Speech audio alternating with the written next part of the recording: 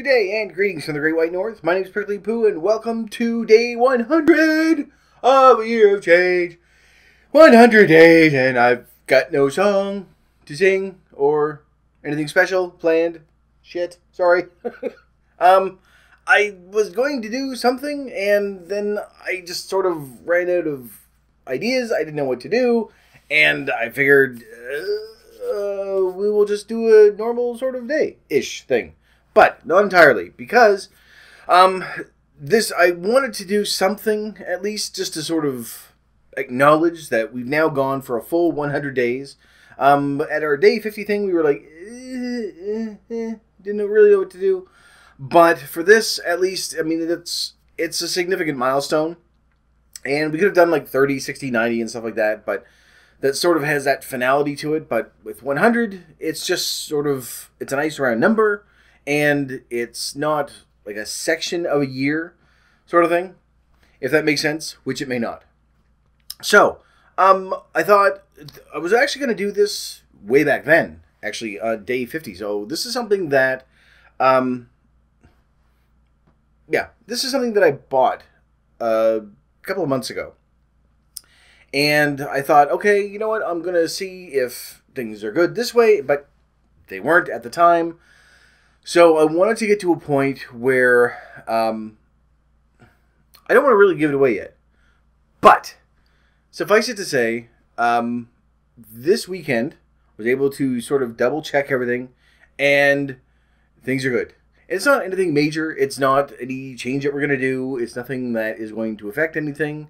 It's just something that I wanted to, yeah. So there were a couple of different things I thought of doing. Just to sort of, not exactly unveil it, but just to show you. And I thought, I know what I will do. I will do a very fancy transition thing.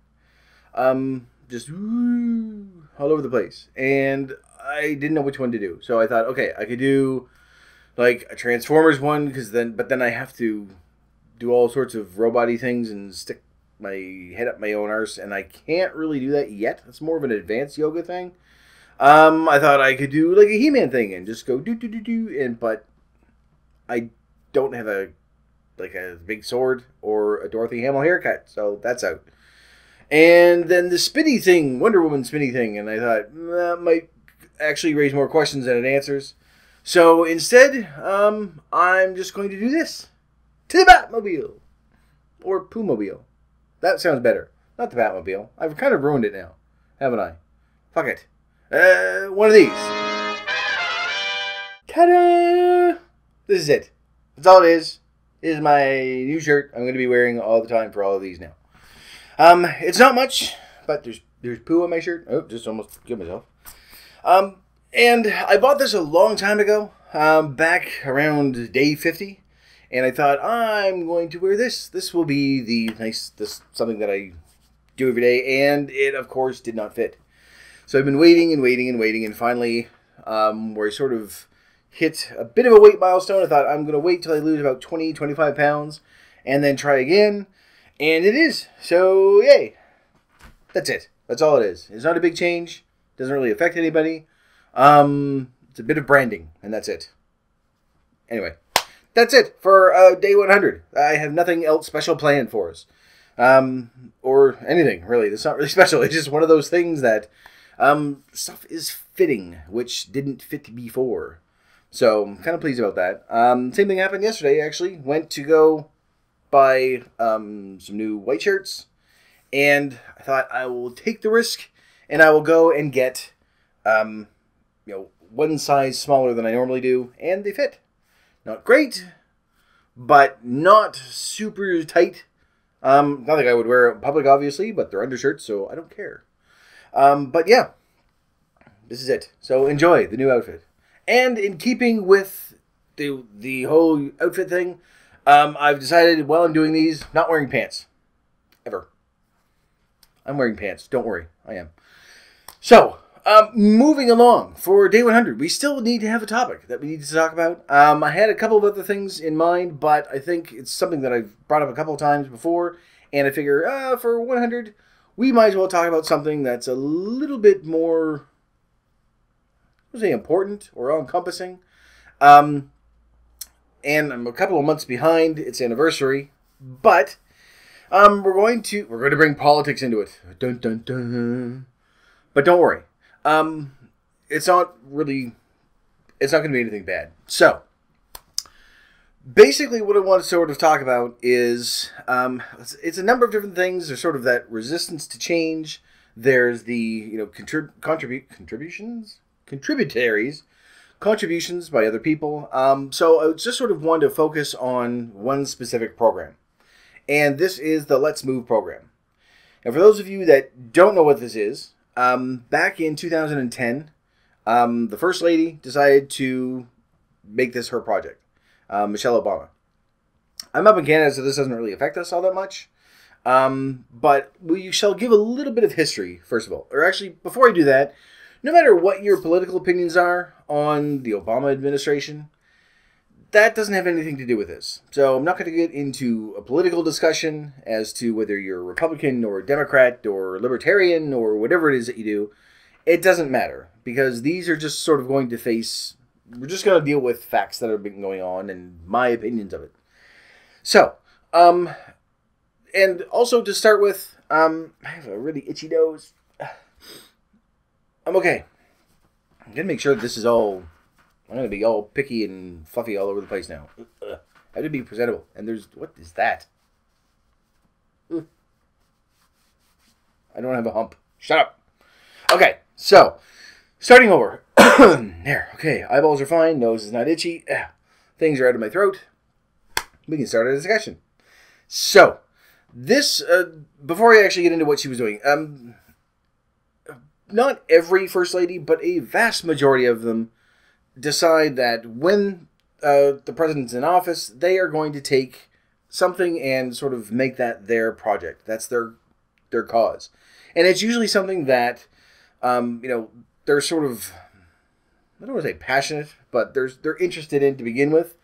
And so, reasonably, they say, good enough, I'm going to use this forum and this position to sort of raise awareness for it. And people have been doing this for years. What's her name?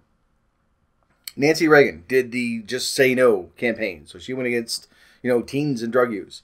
Jimmy Carter's wife, and I always want to say Linda, which I know is wrong. Rosalind Carter. She did the mental illness awareness. Barbara Bush and Laura Bush sort of did the illiteracy. Well, it's not sort of.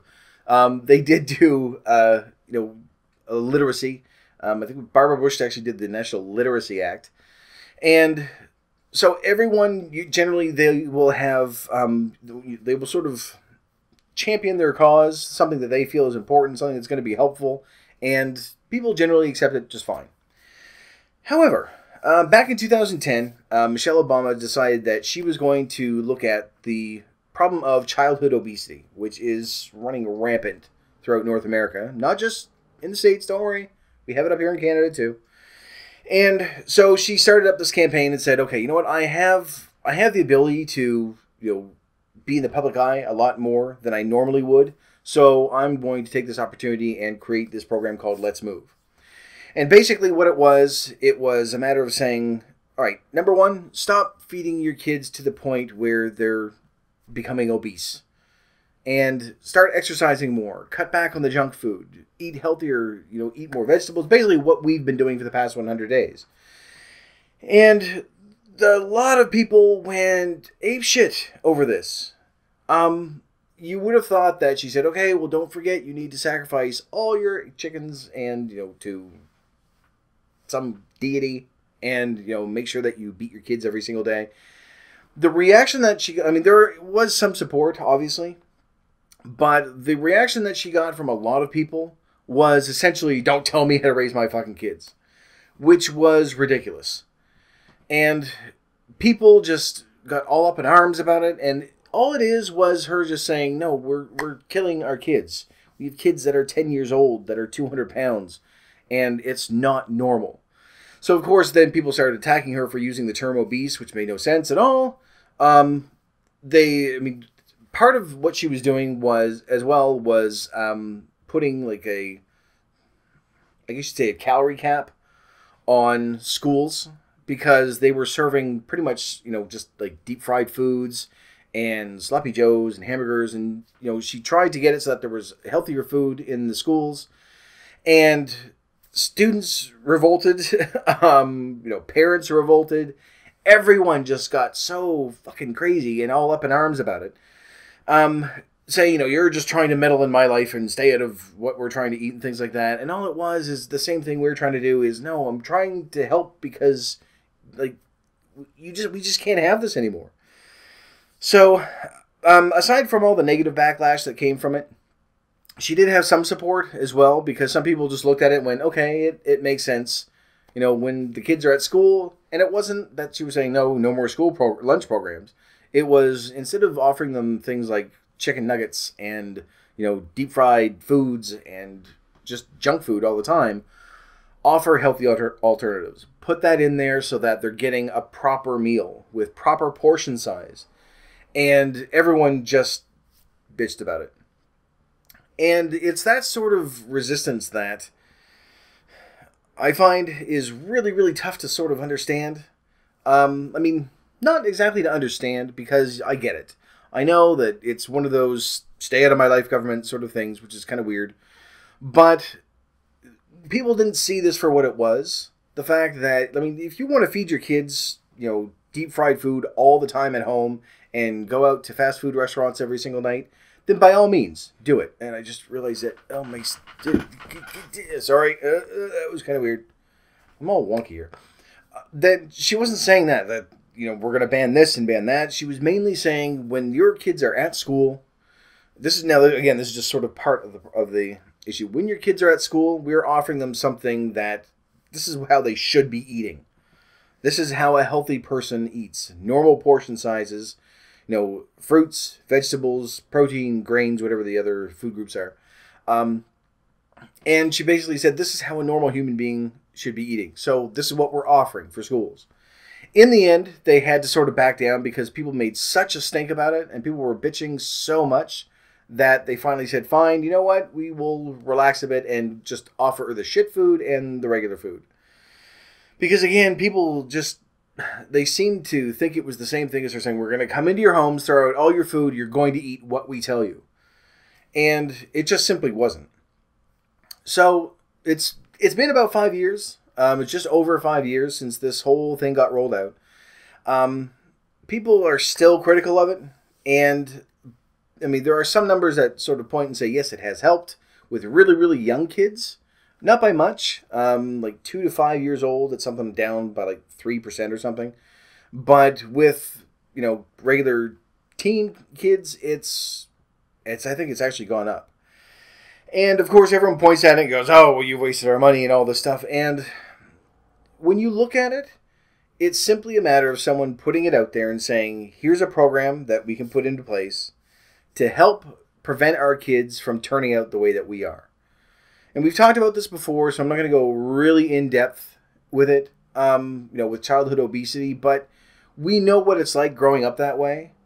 And putting your kids through that, purposefully putting your kids through that when there's an alternative out there, when you can look at it, and if we want to feel this way and look this way and deal with the ridicule and the health problems and everything else and the self-esteem that comes along with that, if we want to deal with that on our own because we are too weak-willed to sort of do what needs to be done to lose the weight, whether it's exercise or dieting or surgery or whatever it is, then that's our decision. We're adults. We're fine. When it comes to kids, though, we know what we're going to be putting them through. We know what they're going to be facing for the next 20 or 30 or 40 years. And when someone comes forward and says, I can help put this program in place, and if you do your part at home, then your kids don't need to do that. And instead of looking at it and saying, thanks for the help, or, this is an option that we can look at, immediately there's that, the hackles get up and they just say, stay out of my life. You're not telling me how to live my life. And it wasn't anything like that. So with this, 5 years on, whether or not it's actually helped anything is still debatable. The numbers in general sort of point to the fact that it hasn't really made much of a difference. But part of that has to go toward the people that are participating in it. The program is out there. The options are there. The information is out there. They have a huge website filled with all sorts of stuff. They can't force you to change your eating habits. Something like this program, there's no way that someone is going to be forced to sit for 100 days and watch all these videos and follow the steps, because they simply won't. It has to be something that you want to do, that you're willing to say, you know what, I'm going to be uncomfortable for a while, I'm going to be hungry, I'm going to be grumpy, and I'm going to go through a whole bunch of different changes, but I need to do something to make that change happen. It has to be voluntary. So once the program, it's like sort of, as much as I don't agree with it, it's like AA. You can't force someone to go to AA and believe in all the 12 steps and follow through with everything. They simply won't do it. They need to want to do it. And it's the same thing with this program, is that, not mine, but hers, the Let's Move program. And really, it was a very simple premise. Eat healthier, do more. Which is pretty much what we've been doing here. Eat less, eat healthier, and do more. And it was just the backlash when it initially came out that was so weird. Because, again, a lot of First Ladies have done this. There's always been one sort of pet project that they've grasped onto. Something that they feel that they can promote and that they believe in. And, I mean, it's not even really... You wouldn't think it would be a controversial subject. Can't talk at all. It's very early in the morning. Compared to teens on drugs, when everyone goes, yes, it's harmful, so we will support you. And they did that. The literacy program, when they're like, yeah, people should learn how to read. That's a good program. Keep that in there. Mental issues, alcoholism, like all the little projects that they've put through. Little projects. That sounds really demeaning. All the projects that they've put through. And I don't know if it's because it's this administration that people just seem to attack so much. But she said, oh, okay, well, mine is going to be, instead of going to something like drugs or mental illness or literacy, it's just don't eat as many fatty foods. And the whole world went shit. The whole country. Half your country. There we go. Canada just kind of went, oh, we don't have that. Probably good, because we probably wouldn't do it anyway. But just spit all over the place. I don't know, there was just such a resistance to it immediately. And there does seem to be that sort of underlying tone of stay out of my life and you can't tell me how to live and stop meddling in things. And so I don't know if that was part of it. I just thought that it was a very odd reaction, an overreaction to have to such an innocuous topic. To say, stop feeding your kids to the point where, they need a walker at the age of 15. So, which is a bit of an exaggeration, but I'm sure that there are some out there that, and I mean, again, once you get to a certain age, that responsibility falls on you. But when these are still school-age kids, like elementary school, then no. It's the parents' responsibility to say, here's what you're going to be fed. We're going to, cut out junk food. And these were some of the things that she had said as well. Just, I mean, sort of looking for. Not exactly not excuses or reasons, but, little things that sort of you point out and you think, yeah, that kind of makes sense as to why we are the way we are now. And it's because, aside from the eating habits that have changed, I mean, portion sizes are massive now. There's a lot of stuff that we simply don't do anymore. And there was one little excerpt. I'm going to put a link down below of the actual... Sorry, getting off topic here. Or staying on topic, but getting off track. I'm going to put a link below to the initial interview that she had with PBS, saying, when she first rolled this out. And I'll put a link up to the website as well, so that you'll have that. Because there is some good information on there. It's practical. It's not saying, okay, we'll start out by running a 5K. It's very simple. It's, if you're going to have a day where I think it was Easter was the day that on one of the sites that I saw, they said there's a lot of chocolate and candy and stuff. So the next day, do something. Burn off those extra calories. That's all that it was. It's pretty much, whatever you take in, make sure that you burn it off. Because, and I'll get back on track, part of what she had said, the reason for her starting this was 25, 30 years ago, people still walked to school. When they were there, there were school programs in place that they could go after school and do activities.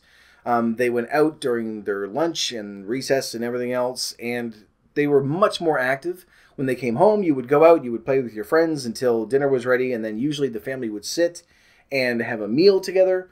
And so, I mean, a lot of the stuff was sort of home-cooked, real food, so to speak. And the portion sizes were more regular because you were having that conversation and it was just sort of a different atmosphere. And she said now it's, I mean, bus rides and car rides, because no one walks to school anymore unless you live like next door. There's that. The school programs have all been cut. Like, there's just no money to fund these things anymore. And there are some of you out there that are going, well, no, my kid's in soccer or baseball or something. That's fine if they are, but you had to pay for that. Like, if you have the money to go out and pay for the kit and the fees and everything else, then fine. And if you're, that's out there. But the programs themselves aren't being funded anymore. So it's just, both parents are working. There isn't time to actually have like a regular home-cooked meal. So the majority of the stuff is either processed or boxed food. It's a lot easier to get takeout and junk food and things like that. On top of that, and I'm just as bad. On my lunch, I don't go and do anything. I usually go on Twitter and I check my email and things like that when I think of it, as opposed to leaving it for 2 or 3 days and not responding to people. So very sorry. But there just isn't that activity anymore. And then usually when people come home, they're either watching TV or playing video games or watching YouTube. Whatever it is, we're much more sedentary than we used to be. So that, combined with not having enough time and the processed foods and the overeating and the amount of snacking, which is another thing that's just sort of constant throughout the day. And it's not just sort of grazing here and there and having small meals. A lot of people's snacks are the size of a normal meal. So we're eating 5 and 6 and 7 and 8 full-size meals every single day, and then we aren't doing anything. So it's just sort of that whole atmosphere, which is the reason why, something like up around 70% of people in North America are obese now. So, and I know that we sort of way back at the very beginning, I think it was the second video, we said, no, we're going to be using the term fat. But in this situation, this is the medical term. This is how we're going to discuss it. And she sort of took some fire from that as well, that people were saying it's very accusatory and it's an offensive term. And it's a medical term. So inevitably, that's going to probably end up happening, that you're not going to be allowed to say obese to someone. Which is just, again, this is a topic that I've mentioned before. Terms don't really become offensive until they become commonplace. And I'm going to use some offensive terms now. So, way back in the day, the actual medical term was mental retardation, which means it is a slowed or stopped development. That's what it means. That became commonplace and it became offensive. So then people started using special. That became commonplace. That became offensive. Then they started using special needs. And then developmentally delayed. And every term that people come up with inevitably turns offensive because it becomes commonplace. So now people can't use fat anymore because it was commonplace. Now it's slowly, working its way through obese, which is still a medical term. There is a term called super obese, which is kind of weird, but it's still a medical term. So that's turning into something that's going to become more and more offensive until inevitably you won't be allowed to say it. And then they're going to find some other term for it, like fluffy or plump or fucking festive or something. Whatever it is that they're going to find for the new term, and everyone's going to be fine with it. And then inevitably it's going to become offensive. And if you go back and look at different terms that people aren't even allowed to use anymore, then you'll notice that it's a trend that goes along with it. And I don't know why that is, why that becomes offensive when it becomes commonplace. That's something for Amy to look at. That would be interesting to find out why that is. Anyway, getting off topic here again. So, of course, they went after her for saying, you shouldn't use the term obese. Yes, I should, because that's what we are. We are fat, we are obese, we are overweight, whatever you want to call it. This was the problem. It was mainly tackling childhood obesity. It wasn't saying to adults, you're not allowed to buy junk food anymore. It was just a matter of saying, here are some things that you can do to prevent your kids from growing up the same way that we did. Because let's face it, the vast majority of us didn't start getting fat in our 30s. We have been fat since we were a kid. Every single time that you see someone say, oh, well, tell us your story, they say, well, I was always a fat kid. It's all the same. So, I mean, we start at a very young age, just like smoking and drinking and everything else. We start that pattern at a very young age, and that's why it's so hard to break. No one is ever an athlete and then decides, oh, you know what, well, some people do, I guess. Because now I'm thinking, no, there are some celebrities and we know who they are. And my shirt is all wonky. There's poo everywhere. Anyway, I don't know why. Probably because I'm leaning against stuff. I get my face right up in the camera. Bam! Anyway, there are some celebrities, and we all know who they are, that you go, no, they were always really, really thin, and then they just sort of ballooned up. But I think that's more along the lines of, well, they're not getting paid millions of dollars to go to the gym every day. And let's face it, after 30 years of doing that, chances are you're going to say, fuck it, and just go that way. But we're going to do that. We're going to bring that in. So, the vast majority of us started out as little fat kids, and then we became taller fat kids, and then fat adults. And, you know, we know that pattern, and we can see that in our kids, or your kids, because I don't have kids. So, when you see that, if there's a way that, I mean, there is that sort of argument that thinks, okay, I can make these changes for myself and do what I can. But there are some of us out there that just say, you know what, I'm done. I'm at a stage where it's too late. I'm going to try my best to get, my weight down, but the damage has been done. Damage to our heart and our joints and everything else. But your kids are still at an age where you can take 2 years and break that habit immediately. Get to a point where they're healthy, they're active, and we've seen it. We've all seen that one person that was always a really fat kid, and then now they've just been healthy because they sort of grew out of it. But it's because they've changed that pattern, which is pretty much what we've been trying to do for the past 100 days, is take, years and years and years of bad patterns and bad habits and break those. Whether it's, from small little changes or, changing what we buy and things like that. And that's really what the program was for, was just to say you need to take a look at what you're doing to your kids and stop, because we're killing them.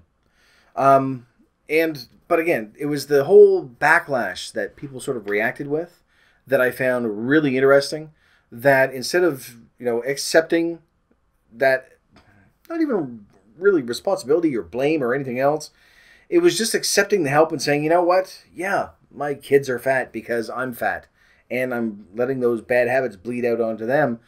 They just got so defensive and said, stay out of my life and I'm going to eat what I want. And that wasn't the intent. So officially, this is something that I think should get a lot more support than it does. And whether or not it has helped overall, I think relies a lot on, people participating in it. And the information can be out there. The programs can be out there. The help is there. But if people aren't going to take it, then what can you do? You can't force someone to want to become healthy. We're doing this because we want to.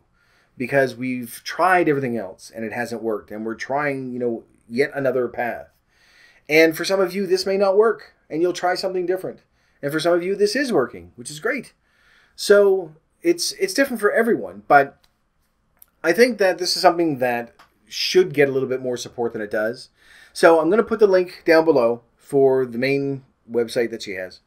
And I'll put up the link to the original video from 5 years ago when she first started putting this stuff out there. And again, keep in mind that this is still very much, there's a lot of PR that goes into it, later down the road. So you can sort of take that with a grain of salt, but it is just to sort of get that message out there. And let's just say out there. Message out there. But I do think it's something that, I think overall, it's a good thing to have out there. And I don't know if people are going to continue on the program after the administration is gone. I highly doubt it. People don't seem to be very supportive all the way around. Obviously, no administration is perfect. They've had some failures. They've had some successes. And depending on what your definition of progress is, they've made massive progress in a lot of areas and not so much in others. But in this particular sense, I think it's something that hopefully they'll keep around afterwards. I honestly, just the attitude that it was sort of met with, the fight that she's had to go through to maintain it, and to still get that message out that's saying, we aren't telling you how to live your life, we're showing you a better way to live your life. Whether you want to take it, that's up to you, which I think is a really good message to have. But I'll put all these links down there below. You can go through, take a look at it, give your own opinion of it, and if you think it's a good thing, if you think it's a bad thing, which I don't see how. But again, I may be wrong. And if I am, let me know. But for right now, thank you very much for watching. This is day 100 at the end. I didn't know what to say. I was going to say at the close, but that doesn't make any sense. We're closing out day 100. So, yes, that's it. I was going to have a better sign off, and I'm thinking, I don't know what else I was going to say. Something jumped in my head and went, oh, don't forget you need to say that. I don't know what it was. I'm going to remember as soon as I stop recording, and it's going to drive me nuts. If I do remember, I'll let you know tomorrow. But for right now, thank you very much for watching. If you liked it, please poke the like button for me. And in the meantime, keep yourself warm and fuzzy, and I will see you in the next video. Bye-bye.